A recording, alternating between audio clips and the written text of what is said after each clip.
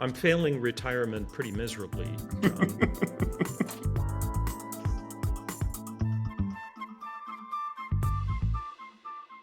Well, it turns out that you can teach an old dog new tricks, and I'm a prime example of that. Most of my scientific life has been spent up in the atmosphere. I've used these fingerprinting methods to look at changes in atmospheric temperature, in moisture, in clouds, in circulation patterns. Now I get to go into the ocean. I get to use the same pattern recognition methods to try and disentangle human and natural effects on stuff in the ocean that we really care about, like ocean surface temperature, ocean heat content, alkalinity. Just sidebar here. One of the consequences of burning fossil fuels and increasing levels of carbon dioxide in the atmosphere is the ocean soaks up some of that increased carbon dioxide and forms a weak carbonic acid, which reduces the pH of the ocean. That's of concern because many marine organisms at the base of the food chain have calcareous shells.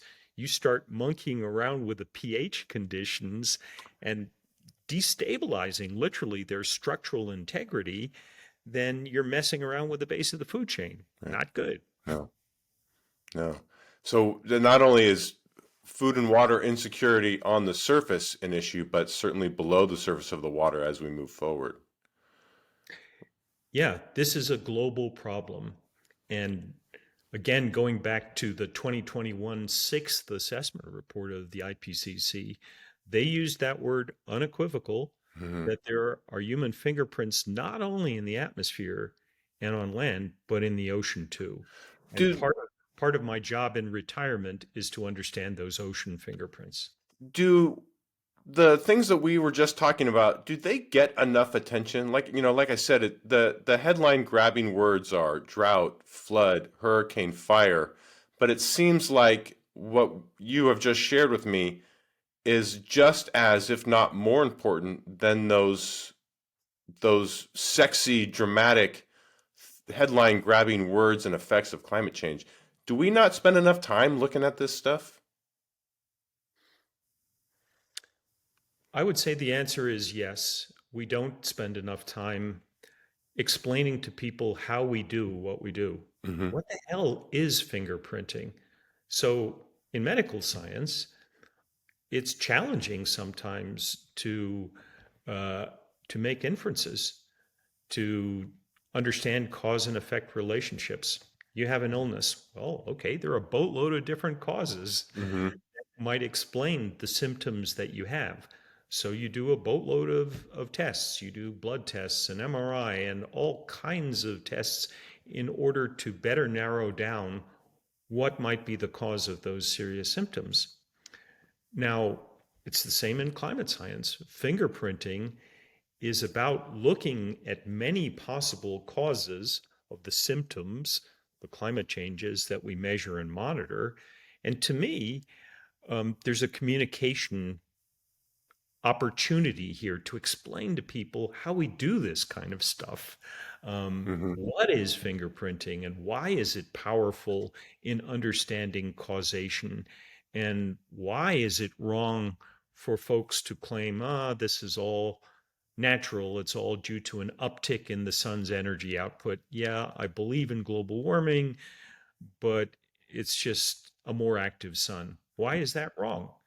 And how have climate scientists shown that that potential explanation doesn't fit the bill and doesn't Hmm. explain what we actually see? Hmm. That would be so valuable Right. to try and explain the how we look at causation in climate science. But I don't think that most reporting goes into that. How do you guys know? Right, right. Well, and I think it helps underscore just the value of the scientific process, whether it's a boatload of tests or fingerprinting, like you've talked about now, the value of the scrutiny. The scientific process is built on a theory, proving it, being proven wrong, finding the right answer, being proved wrong again, an ongoing process of getting more and more correct information as we move forward. Yeah. And there, I'm so grateful for you and for the work that you do in trying to enhance public understanding of that process. Most folks don't get it that this is a process and that it involves um, testing and retesting and going down rabbit holes and looking at alternate hypotheses, in my case, for warming. Could it be the sun? Could it be natural cyclical behavior? That's the kind of stuff we routinely look at. We'd be remiss if we didn't. Hmm. That's part of science to look at multiple competitive hypotheses for some phenomenon and see which are plausible and which are implausible. Hmm. And yet most folks don't get that, I would argue, in the general public. They think scientists have blinkers on. They only look at one preferred explanation, human effects on climate, without routinely interrogating all of these other explanations to see whether they're plausible or implausible. Hmm. So explaining how science works and that we're our own fiercest critics, and that if someone had convincingly showed that everything we've been talking about today is purely natural, hey, they'd win the Nobel Prize. And in fact, as the 2019 paper that you mentioned showed, the guys who introduced fingerprinting or made the prediction of how climate should change as we increase greenhouse gases, they did win the Nobel Prize in 2021. Klaus Hasselmann, a physicist, for introducing pattern based fingerprint methods, and Suki Manabe, a climate modeler who back in 1967 predicted using a very simple climate model that as we burn fossil fuels and ramp up levels of heat trapping greenhouse gases in the atmosphere, the lower atmosphere warms Hmm. because we trap more heat with more um, CO2, and the upper atmosphere cools because uh, the Earth is less effective in shedding heat to space. And that was weird, that prediction. It was not trivial physics that underpinned that prediction. And he was right. As we showed many years later, Manabe's prediction was right. And the satellite temperature measurements showed this curious warming low down and cooling up high. And that gets back to the scientific method. The ultimate test of understanding and predictive skill is if you make a prediction that can be falsified by actual data. Manabe in 67 made a prediction. You increase CO2, lower atmosphere warms, upper atmosphere, the stratosphere cools. He was right. And that's part of the reason he won the Nobel Prize Hmm. for physics in 2021. Hmm.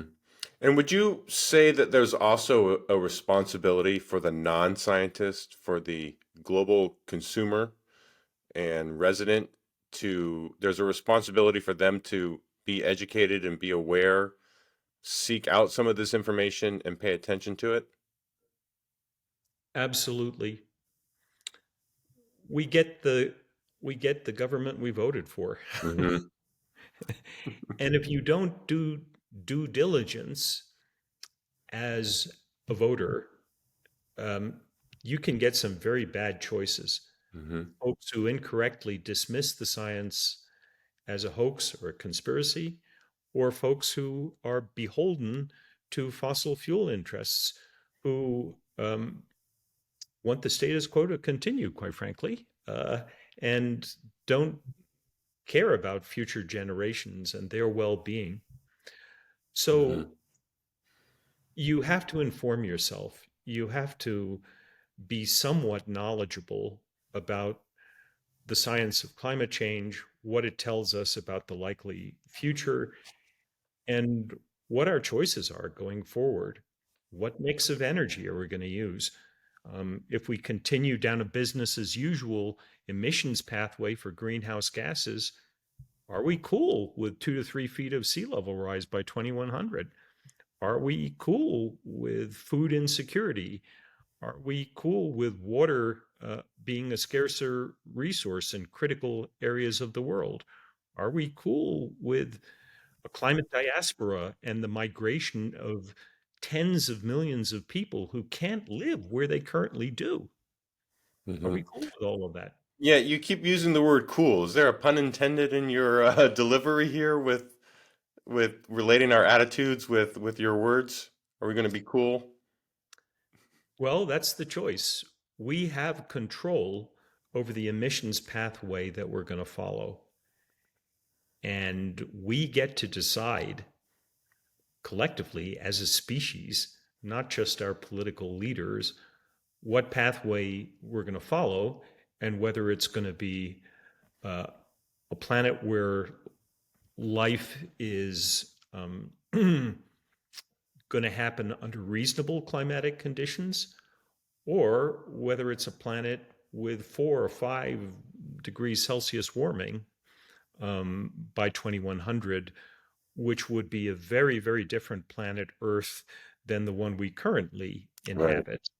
So, warmer or cooler, ultimately, all of us get to decide. And again, uh, we can only make those decisions if we're scientifically savvy, if we have some basic understanding of the science, the scientific method, which is what you aim to bring in these podcasts.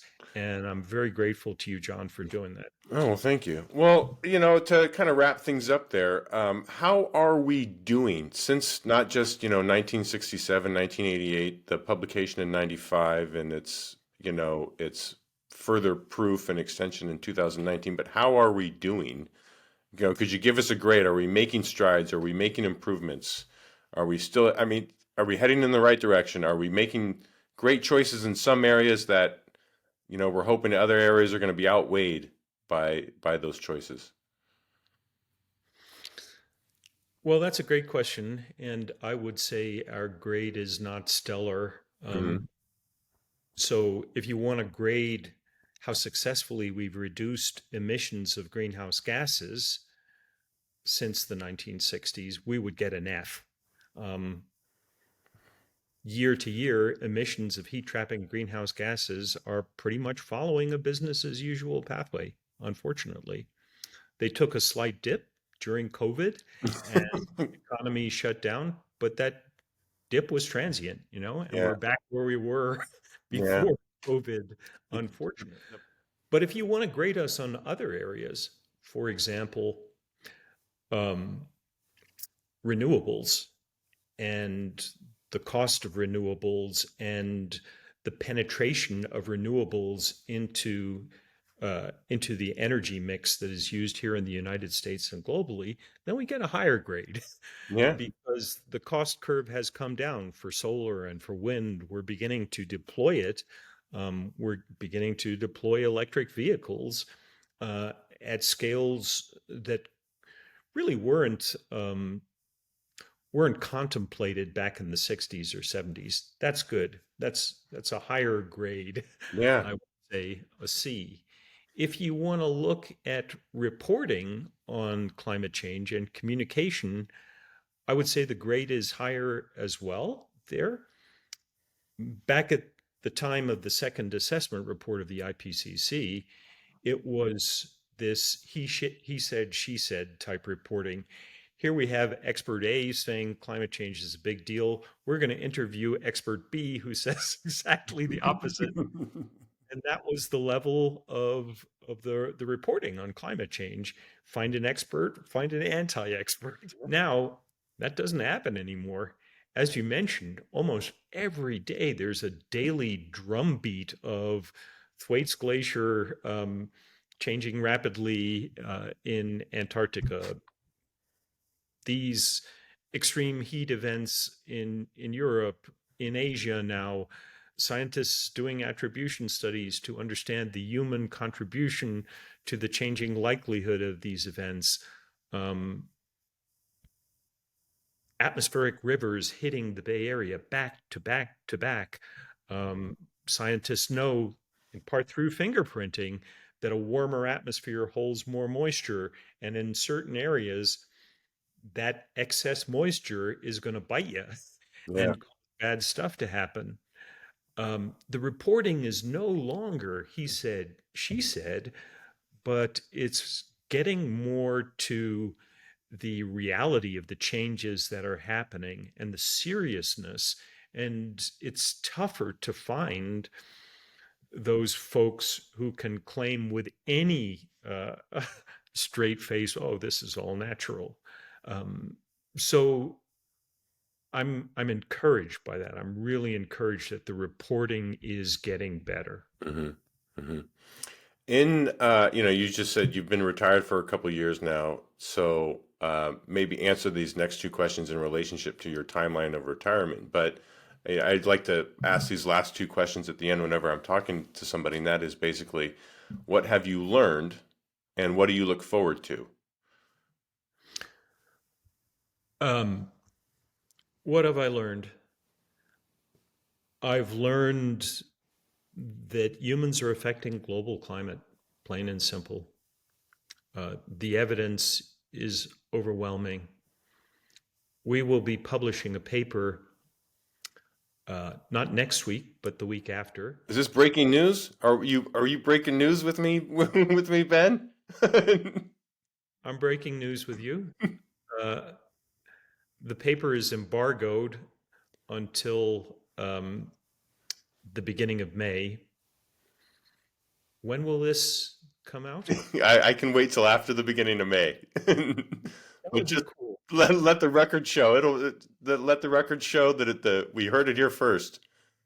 Yeah, so this new paper will test the prediction made by Manabe back in 1967. That prediction of burn more fossil fuels, increase CO2, warming low down in the atmosphere, cooling up high.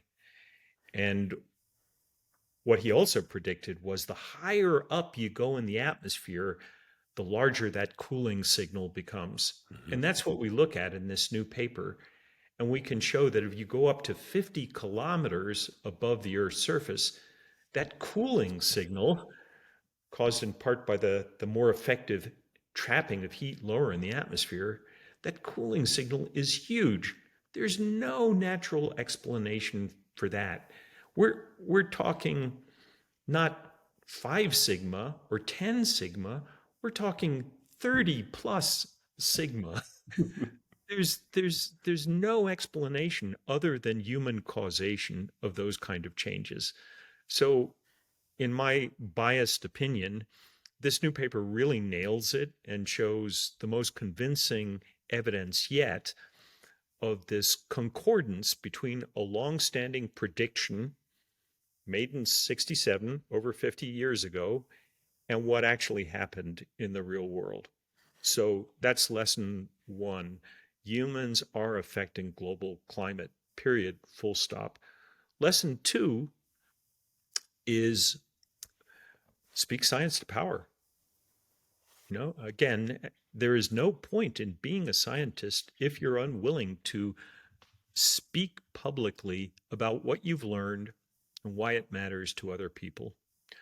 Uh, I learned that lesson the hard way back in 1995 when I was a representative of an entire scientific community in my role as lead author of this critical chapter of the IPCC's Mhm. second assessment. I had no choice. I had to explain what we had done, what we had learned, what the nature of the evidence was that underpinned the discernible human influence finding. And that was a important lesson for me, not only as a scientist, but as a human being too. All of us at certain times in our lives can't sit on the fence, can't retreat to our office. We have to say, no, this is Yeah. wrong. Yeah. In this new paper, the cooling higher up in the atmosphere is huge. It's a Mhm. huge signal. There's no weather up there. It's dry up there. Natural climate variability, 50 kilometers above the Earth's surface, is trivially small.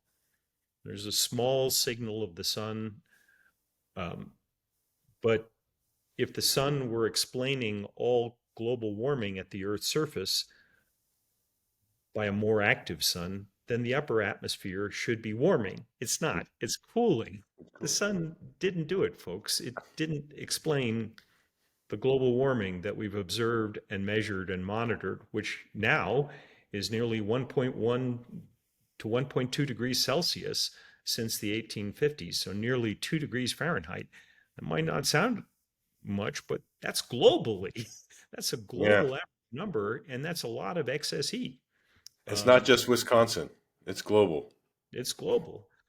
So the the bottom line here is that we're not entitled to alternative facts. What I've just described is is physical reality. It's been reality that's been measured and monitored in a variety of different ways. It's again this concordance, this alignment between predictions, theoretical understanding, and observations. All of that stuff is what you care about as a scientist. Now, Hmm. do I wish that all this weren't happening and I were wrong about this? You betcha. Of course. I have a son and I care about the kind of world in which he's going to grow up in. I would like nothing more than to be wrong about all of this stuff and to Right. think, my son's going to grow up in a world with a reasonably stable climate system. He'll be okay. Unfortunately, that's not reality. And that's why it's so critically important to not have alternative facts, but for all of us to be on the same page in terms of the best scientific understanding of um, public health issues and climate science Hmm. and infectious diseases. Got to proceed based on science and actual facts, not alternative Yeah, facts. mental health too. As you continue to work into your retirement, it's kind of weird to say that sentence. As you work in retirement, Ben, um, what else can we expect from you? Are there any previews, anything you can tell us about that you're currently working on, and where could anyone find your results? Well, as we've discussed, uh, I'm getting into the ocean now, and I'm extremely excited about applying these pattern recognition methods, this fingerprinting stuff, to the ocean to try and better understand how and why the ocean is changing. That seems critically important because, again, if you look at marine ecosystems, their importance to food, to um, a significant fraction of the world's population. If you look at the ocean's capability to draw down and absorb atmospheric CO2 and how that ability is affected by warming of the oceans, Hmm. if you look at ocean acidification, the impact of that on marine organisms, all of this stuff is critically important to understand. And Woods Hole Oceanographic Institution is where they build robots, for example, that explore the oceans. It's where Alvin, that the robotic vehicle that discovered the Titanic, uh, Oh.